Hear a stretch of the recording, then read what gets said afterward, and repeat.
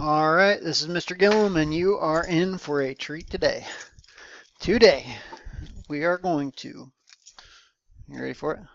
We're going to add fractions together. Yep, you guessed it. We're going to add and subtract fractions. We're going to add those positive, negative numbers in there.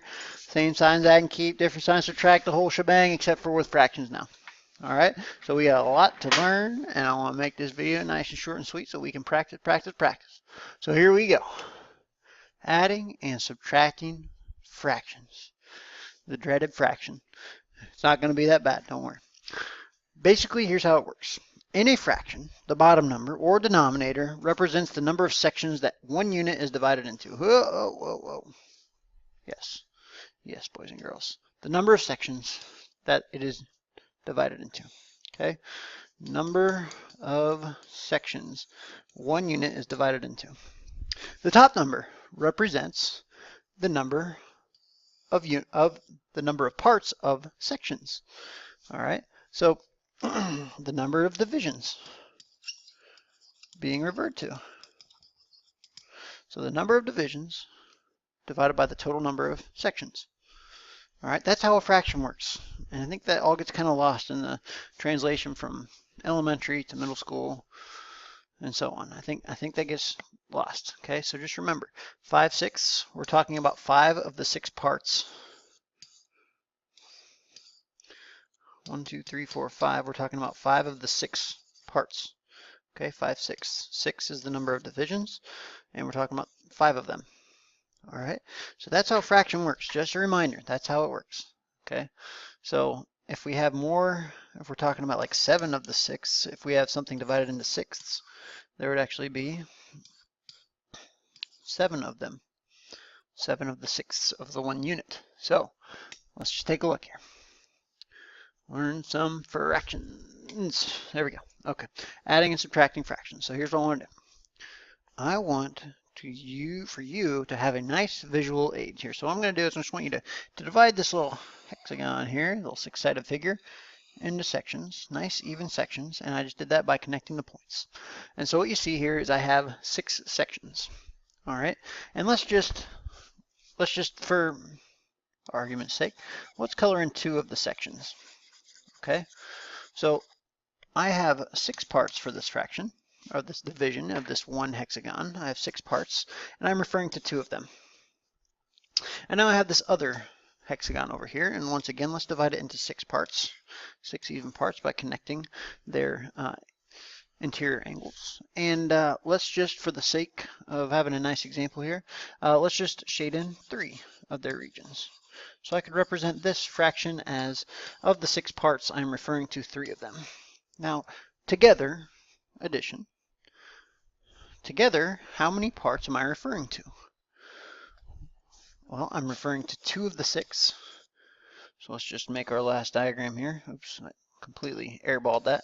Let's just make our last diagram here. And I'm referring to 2 of the 6. Plus I'm referring to 3 of the 6. And so together, I'm referring to 5 of the 6 parts, okay, of a unit that is divided into 6 pieces. So 2/6 plus 3/6 equals 5/6. So let me just show you what it looks like here. 2/6 plus 3/6 equals 5/6. Now, I want you to pay close attention to the top and the bottom numbers. Our number of divisions that we have of our one unit didn't change. We had of the 6 divisions, we still have 5, referring to 5 of the 6 divisions. We had 2 plus 3 equals 5. So notice the pattern here. Does the bottom number change when we add? Does the number of sections change? No, it doesn't change at all. We're still referring to 5 of the 6 sections. Okay. On the top, we had 2 here, plus 3 of them here. So total we have 5/6 of a hexagon represented. All right, so let's take a look at another one then. Squares, my favorite. I love squares. Okay, let's change it to purple. And we're just going to divide these squares into fourths. I'm going to connect these edges here. And once again, let's just make it simple. Let's just start with this square. I have 4 pieces total, and I'm referring to 1 of them. And this square, let's just do 2 of them. I have 4 pieces total, and I'm referring to 2 of them. Now together, this guy plus these two guys would represent 3 of the 4 divisions. And so when I write it out, if I put these two rectangles together, 1/4 plus 2/4, I know would equal 3/4. 1 plus 2 would be 3. The number of divisions didn't change. I still have 3 of the 4 divisions. All right. So the bottom number, the denominator, is not going to change. It still represents how many of the total pieces of one unit that we have. All right. Here, I think. Ooh. If I asked you how many more divisions in this one than this one, if there's 2 divisions here and only 1 division here, then this would be 1 more. Or I could say 2/4 minus 1 of the fourths equals 1/4, 1 of the 4 divisions. This has 1 more division than this guy. He only has 1, he has 2. So subtraction works the same way. I have 2/4 minus 1/4 is 1/4. Okay, there's 1/4 more. So it works the same way with subtraction and addition. Looking at triangles, I'm just gonna do bisectors here and draw that angle right to the other side. Oh man, okay, that didn't really work out very well. Let's do this instead. Let's just find the middle point and I'll just connect them. How's that look? Now I'll just throw a little tool in there, a little trick for you. If I had 1/3 here and I separated this one into 6 parts, so 1, 2, 3, 4, 5, 6, is 1/3 the same as 2 of the 6 divisions? Yes, it is. So that's something we need to keep in mind for tomorrow when we start adding fractions with different denominators. Okay, so 1/3 and 2 of the 6 parts are essentially the exact same amount of one unit. And that's where the reducing comes from, because we wouldn't want to say 2/6. We would say it's 1/3, because 2/6 is too complicated. It's too much, too big. The numbers get too large. So that's why we always reduce 2/6 into 1/3. They are the same thing. Okay, and so instead of saying 1/3 plus 2/6, what we're going to say is 1/3 plus 1/3. Even though this represents 2/6, we know 2/6 is 1/3. It's the same exact thing. So together, and once again, we'll make our little diagram here. If I have 1/3 from that guy and 1/3 from that guy, I have 2 of the 3 divisions. So even though I have 2/6 on this one, it really is the same area, same amount as 1/3. And 1/3 plus 1/3 is 2/3. So hopefully you're starting to get it here. Now we have these nice little circles on here.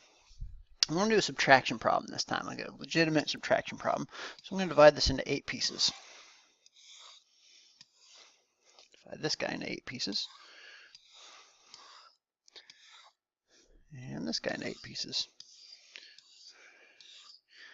All right, and I'm going to say that this has 3 of the 8 pieces used. So I'm going to say this fraction is 3/8. I'm going to say this fraction is just 1/8, represented by that much. Now, if I ask you how many more pieces are shaded in, you can probably tell me right away, well, if these two cancel out, this guy cancels with him, this guy still has 2 left over, so the answer is 2, obviously. But in the math world, we need sentences to represent this. So I would say that 3/8 minus 1/8 would equal 2/8. But now, look what happened. Look what happened. 2/8, really, if I outline this into 4 pieces, see how I just have 4 pieces? Honestly, 2/8 is really just 1 of the 4 pieces. So really, 2/8 is 1/4, and that is important. That's very, very important, because we wouldn't want to say 2/8. We would want to reduce it to 1/4, because 2/8 and 1/4 are the same exact thing. It's going to be really important tomorrow when we add our fractions at different denominators. So now, let's just think about this little problem here. It says Michaela ate 7/12 of her orange before lunch and 4/12 of her orange after lunch. How much did she eat total? I think is what it said. I think I accidentally cut off the last word. How much did she eat total? So let's just see here. If I have 7/12 before lunch, 1, 2, 3, 4, 5, 6, 7. That leaves me with 1, 2, 3, 4, 5 12ths left, right? 7 12ths are gone, and now I'm eating another 4 12ths after lunch. How much of her orange did she eat? Well, she ate 11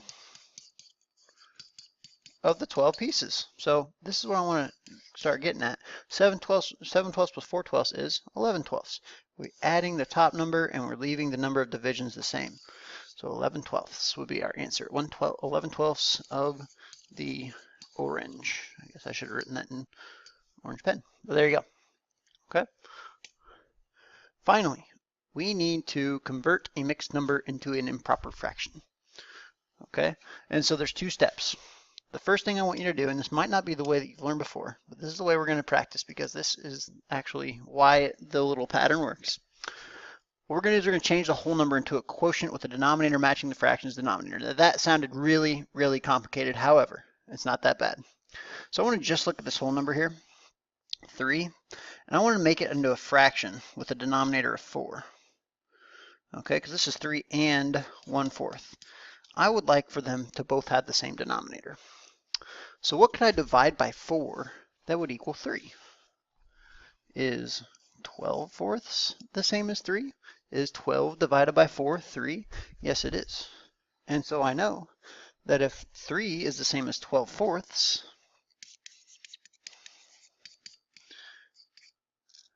and I know this little division bar is a fraction bar, means divide, then I know together I have 13 fourths. And there you go. And the reason that I want you to do it this way today is because this skill is going to be important tomorrow as well. It'll be very important tomorrow. So even if you know another trick or another way to remember, I want you to practice with the common denominator. Okay, so let's look at the whole number again. And if I want to add things in thirds together, I have this 1/3, 2 and 1/3. I need to add two fractions with the same denominator of 3. Now I know that 6 divided by 3 would equal 2. So 6 divided by 3 could also be written as 6/3. Because they're equal, I can just write it differently. Okay, so 6/3 plus 1/3 is 7/3. And now it's my improper fraction. Okay, and like I said, I know there's tricks to it, and I know the tricks, thank you very much, but we need to practice getting these denominators the same. So I want to change this 1/8 into something over 6. Something over 6. So what I'm going to do is this. What could I divide by 8? Sorry. What could I divide by 6 to equal 8? Well, be 48. 48 divided by 6 equals 8. So 48 sixths plus 5 6 is 53 sixths. And that's my improper fraction. Okay. And finally, 10 and 2/5. If I want to add my 2/5 to 10, I need to think of something divided by 5 that will equal 10. 50. Therefore, I know that 52/5 is my improper fraction. So when I say 10 and 2/5, or 8 and 5/6, or 2 and 1/3, or 3 and 1/4, I'm really just adding two fractions that are different. Now I just want to do one more illustration for you here. Let's see here. Let's do this color, and I'm almost done with you. What I'm going to do is this. If I had 3 and 1/4, that's saying I have 3 and 1/4. Now, since I need 1/4 of this guy, I'm just going to divide them all into fourths. Now, we would all agree that I have 3 and 1/4 here, but really I have 4/4, 4/4, 4/4, and then 1/4. So 4 plus 4 plus 4 plus 1 is 13/4. And the same thing goes for 2 and 1/3. I have 2 and 1/3.